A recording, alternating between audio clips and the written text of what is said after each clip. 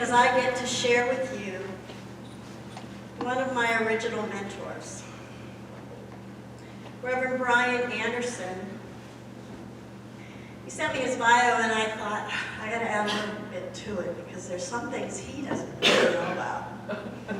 Reverend Brian served as senior minister of the Center for Spiritual Living Vista and Beach City Center for Spiritual Living from 1986 through 2018. 33 years. He just retired, but I would say he is reimagining himself because ministers never retire. While at CSL Vista, Reverend Brian held 3 Sunday services. Every Sunday, 3 Sunday services, which was great for me because I got to pick which one I was going to. He contributed to many ministers that are now part of the CSL community. Let me point out a few. I met Reverend Brian while I was living in Solana Beach, and I attended CSL Vista. I participated in all my foundation classes with both he and his wife Sheila before doing my practitioner work at Agape in Los Angeles. There was a religious science lineage that came out of Vista under the tutelage of Reverend Brian. Reverend Dr. Sharon Hudson and Reverend Dr. Pat Campbell, along with myself, were part of that lineage. So as you can see, Reverend Brian has made a huge contribution to religious science and also to our community, CSL TV. And he continues to be sought after as a visiting speaker in many of the churches. So please welcome with me, Reverend Brian Anderson.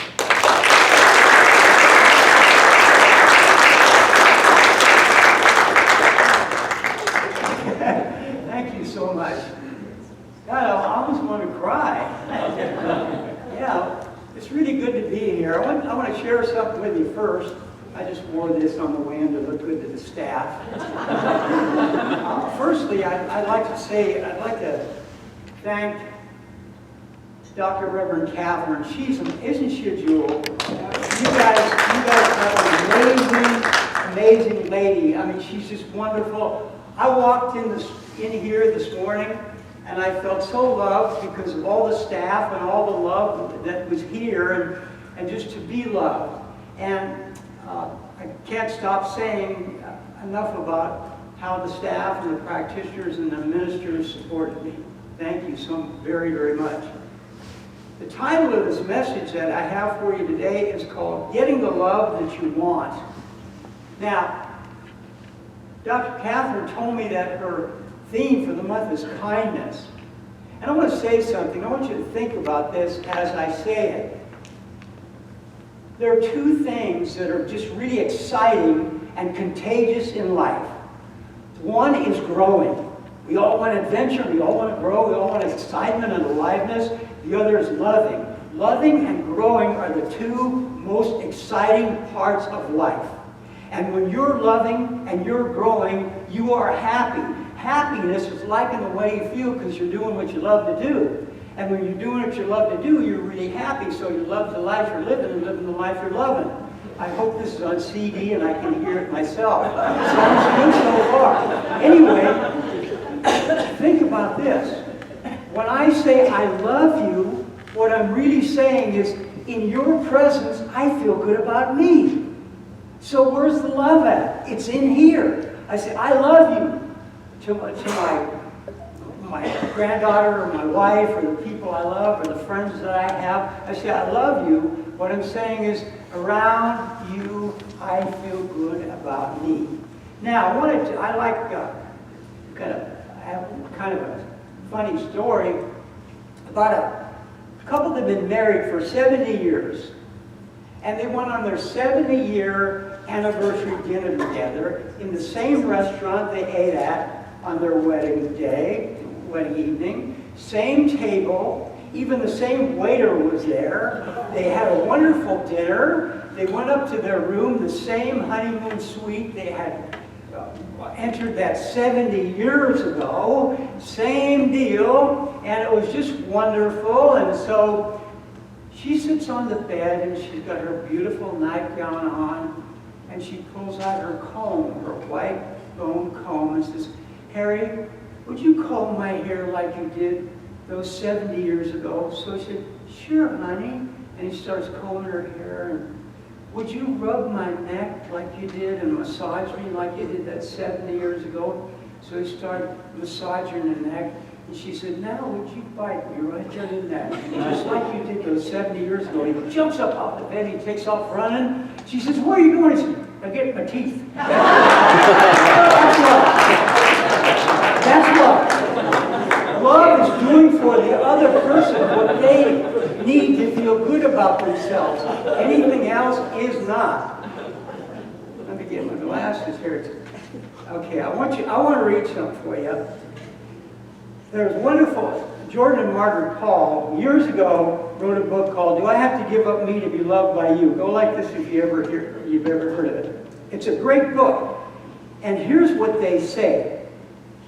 Now, you know, in the Bible it says God is love, and those who abide in love abide in God and them. And then it says in the book of Acts, in him or her, the great power, God, wisdom, intelligence, divine mind, in him we live, move, and have our being. So God has its being in us. Each one of us are pure and perfect spirit, and we have our being in God. Here's what they say. Intimate love gives to each partner what each partner needs to feel loved. When you can share all of your feelings and all what's going on with you to your partner, the people you love, no matter what the relationship is, the relationship that facilitates the freedom in the relationship is the best relationship. If it's married, if it's single, if it's partnership. Am I making sense to you? Thank you, Jesus. Why do some of the Christian ministers think Jesus is Italian? Jesus? Just name Jesus. You know. Jeez. Anyway, when you can share all of your feelings with the person you love, you are most in love because you are least alone. We don't want to be alone. We want to be loved. We want to be part of each other.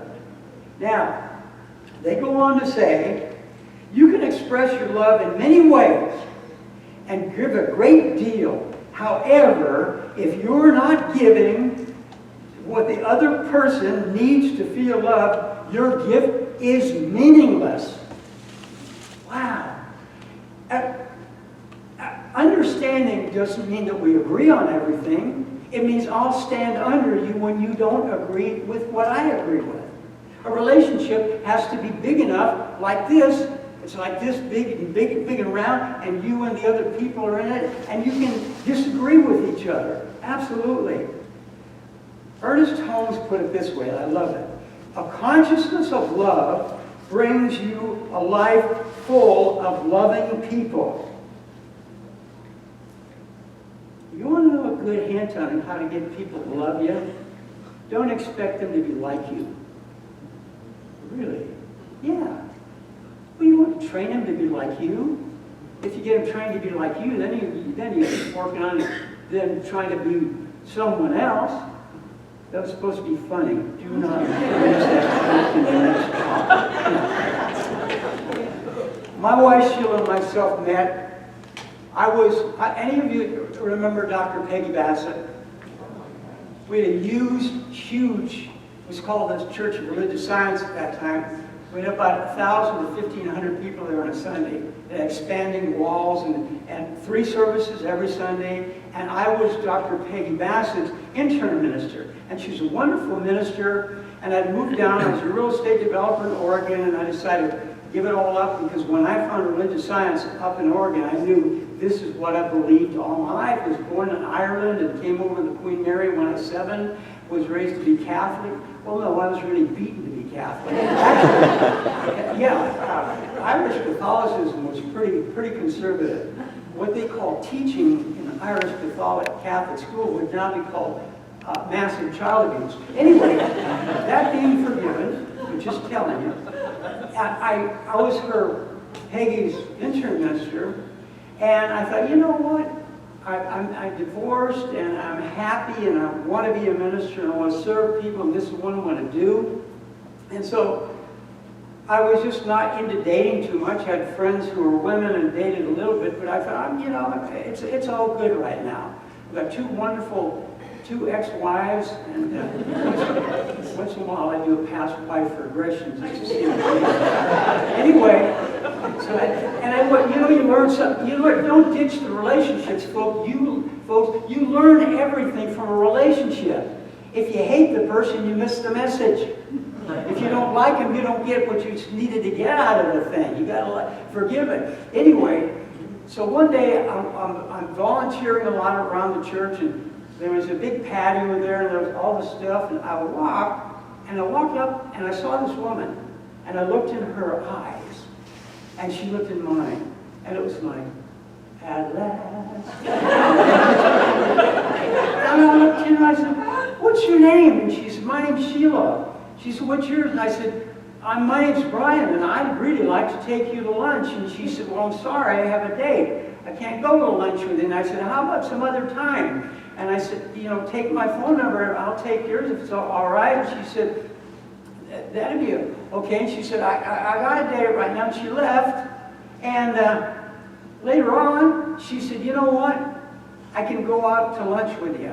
And I said, well, I thought you had a date. And she said, yes. And she said, when I told the guy Stanley who I was going to go out on the date with, that I'm going with a guy named Brian Anderson, he said, oh, he's really great. Go to lunch with him. we went to lunch. We stayed at the Claim Jumper in Huntington Beach until like 6 o'clock. After that, we went to see the movie called The Mask with Cher. And something sometimes says it. It was 6 hours after I met her. I tapped her on the shoulder, and she looked at me like I'm watching a movie. I said, I want to marry you. Would you marry me? She turned around and she said, yes. That's been 34 years ago. You don't have to mess around. Stop waiting till you get it right to be happy. Because, oh, when I get this or when I get this, well, I'll be happy. If you wait to be a certain way to be happy, you'll never be happy. Be happy on the way to be happy, and then you're happy like the place you'd be happy after you got happy. Am I making sense to you?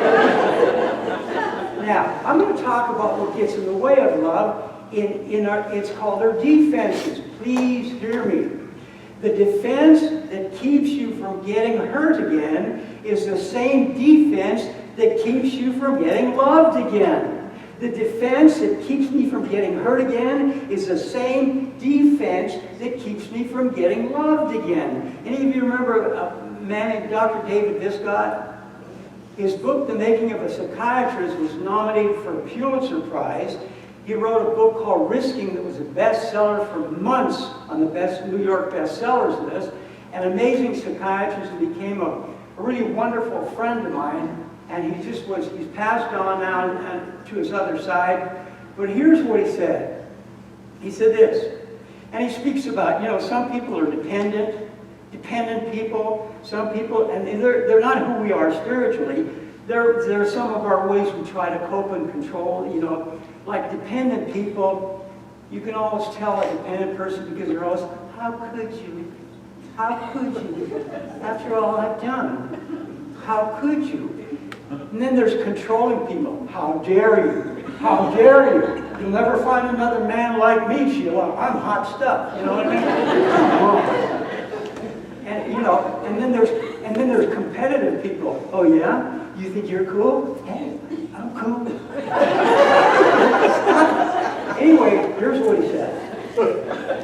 Dependent people are afraid of losing love.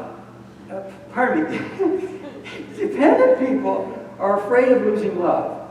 They're warm and loving and sometimes too much. Their love is motivated by their need to be loved in return. They mistake clinging for caring. A dependent person lives in fear of abandonment. And they got stuff they haven't healed up about being abandoned. And so, the old business and the old relationship that's not healed becomes the new business and the new relationship. You know what I mean? You gotta get it healed. You gotta let go of that stuff. And so they become very, very, now there's a good part about being a dependent person. They're the most emotionally open. They laugh and they'll cry at the drop of a hat. They're really emotionally open. They're very, very caring and very, very loving. But when they start to get depending on too many other people and not themselves, that's when there's a problem, and that blocks the love. The next kind of person is a controlling person. David writes this: controlling people are afraid of losing power. Controlling people are out of control of the most important forces, their most important forces, their feelings. We think thoughts, and we live in our feelings. Every thought creates a feeling. Thoughts are electrical. They're like electrical, but feelings are attractive. You've heard of the law of attraction. Oh, you're really attractive. Yeah, it's a thought with an energy. And that's where we live, is in our feeling. We all want to feel good. I'd rather feel good than think good. And if you think good, you'll feel good. So think a lot of thinking good and you feel good. Anyway, it goes on to say their feelings. So they want to control the way others feel. You don't feel that way. No, let me tell you how it is. You don't feel that way. That's a controlling person. They want other people to love them, but they don't want to give them the choice not to. Obey me is their mantra. Now, please hear me. People do not leave a relationship for another person.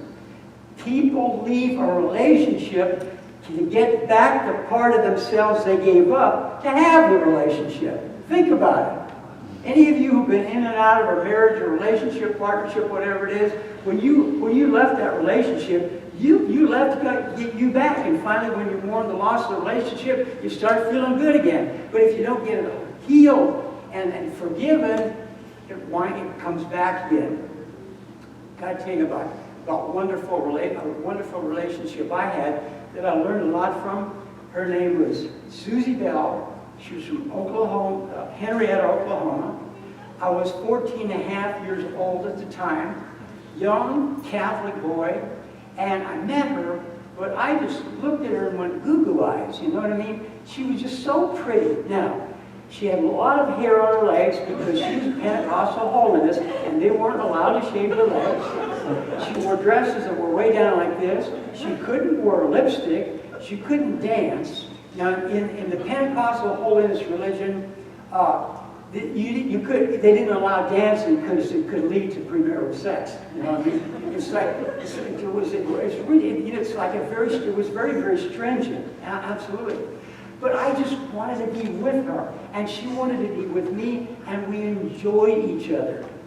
Her uncle, that she came out every year from Henrietta, Oklahoma, and H.E. was the father, her uncle, and Lita Beth was the mother. And I wanted to take her dancing, because I always loved to dance. I mean, Chuck Berry, all this stuff, you know. And I was a guy of the 50s, you know, bebop, baloo, and all that stuff.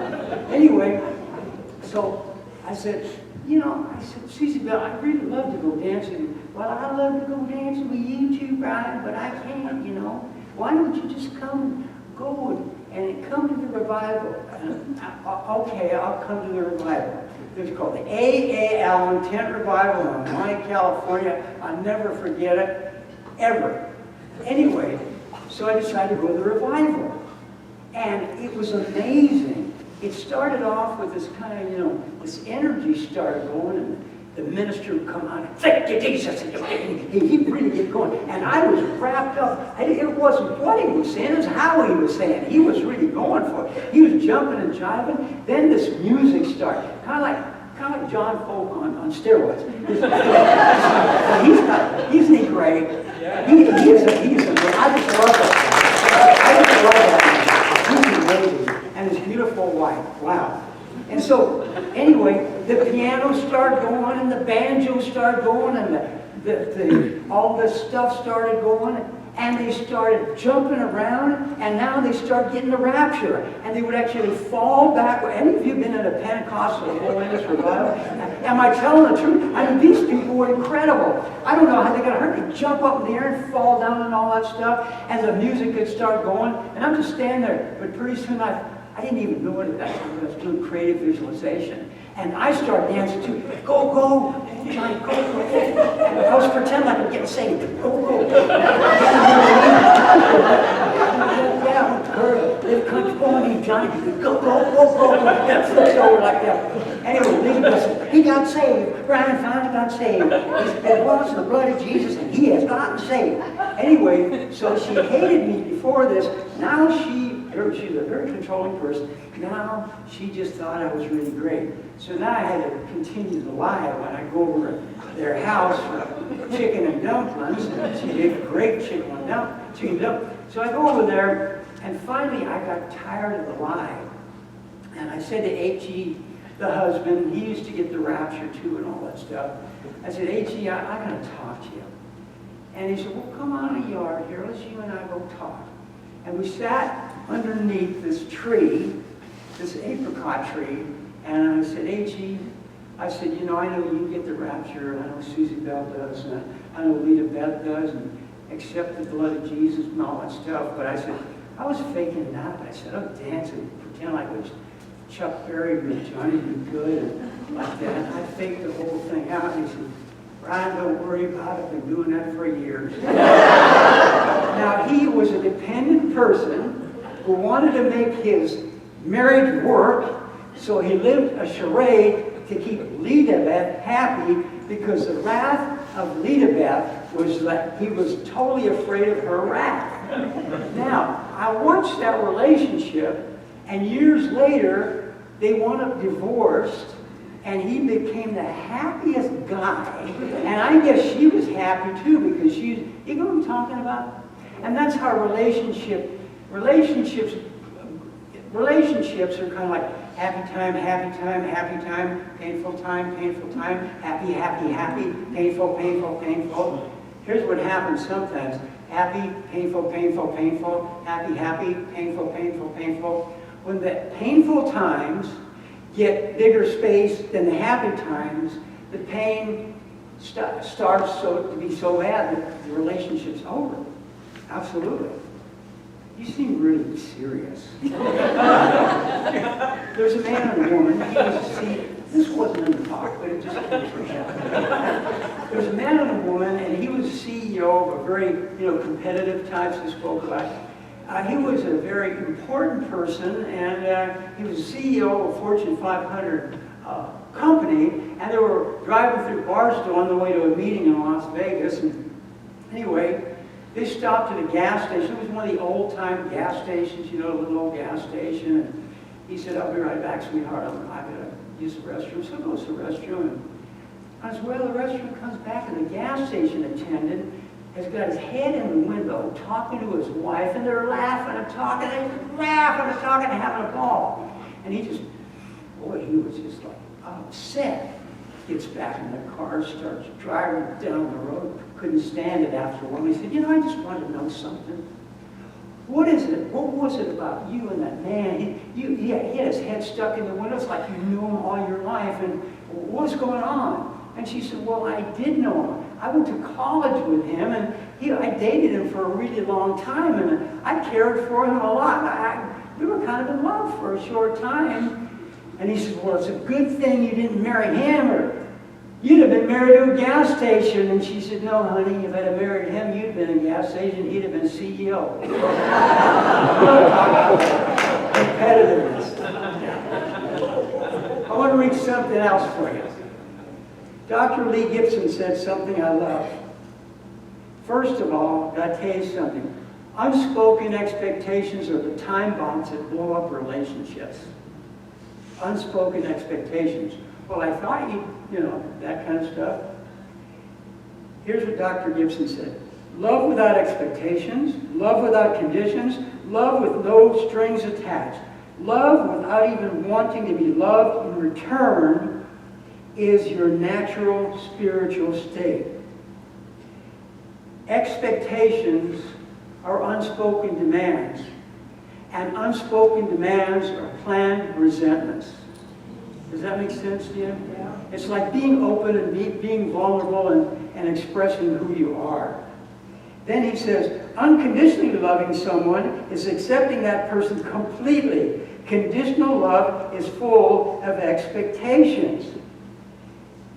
The less you expect, the purer the love, and the freer the relationship. You know, I can't even see that clock back there. Wait, am I going overtime yet? It's 11 o'clock? Does the service end at 11? Does it? 10? I don't know. I don't know. Beth, what time is service end? What time is service end? Okay. All right. Is it okay if I keep going for a while? It'll be worth it. Here's what love without expectation. Now, well, let me just share this. I'm a diver. We live in Carlsbad, California. I love the ocean. I dive for lobsters. I spear fish. I got a flat forehead. I'm a Cro-Magnon kind of guy. I got hair between my knuckles. I like to go out there all alone in my little dinghy and hunt fish and get lobsters. Bring them home to Mom. Mama's happy when big boy goes out and gets lobster. Anyway, I love that kind of stuff. Now, that's my thing, and I love it. The only time Sheila will ever go in the water if we visit Florida, and the water's 85. The water's 65 around Carlsbad. So I just love it. When I was a little kid in Ireland, the first time I was 6.5 years old, we had this little bungalow in this place, Corribini, and I put my head in a tide pool, and I kept my eyes open until the water equalized in salt, and I saw an eel and a fish, and I thought, I know I'm in the right place. I love the ocean. I meditate under there. Sometimes I'll I'll meditate and I start falling asleep. My regular fall, I gotta go find it and all this kind of stuff. But I'm used to the ocean. I've been diving for 65 years.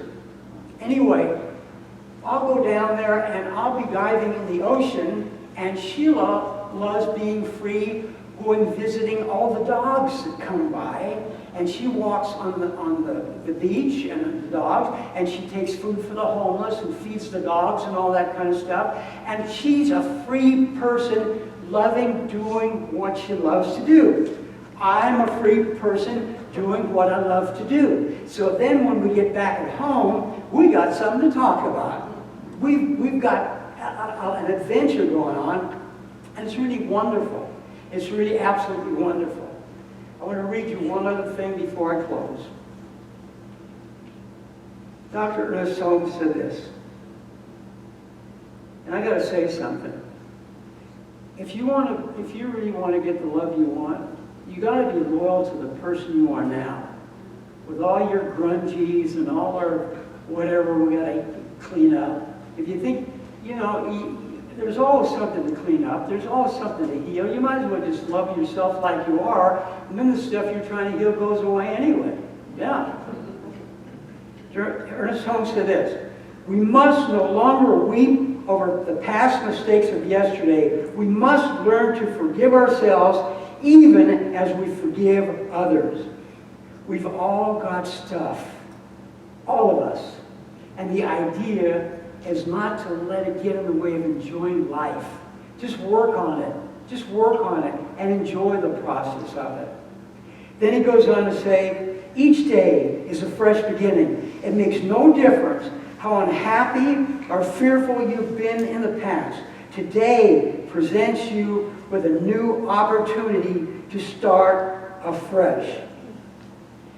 If you don't forgive yourself for everything, I'm talking about everything, you'll feel guilty every time you enjoy yourself. And loving is the most enjoyable thing, so it's like really letting it go. Let your mind be a clearinghouse and not a way station. It's designed, it's like there's this little crab that I see when I'm in the ocean. It's called the decorator crab. It's the most beautiful thing, and it walks along the ocean, and it'll pick up things like a little rock, and it's got this sticky stuff on its shell, and it'll stick this, oh, that's nice, and it sticks all the stuff on its shell, and it's actually a protection, and it looks like part of the reef after it's through, and when a predator comes by, it just goes like this, fish swims right over because all these little sea things, you get what I mean, on his back. Be like that. Be like the decorator crab. Let go of the past, live in the now, and anticipate the future with love, and be the person you want to be, that you think you'll be when you do the right thing or get the right thing or have the right thing. Be that person now and love yourself on the way to being loving or getting loving, and you got the thing wired. Thank you, and so it is.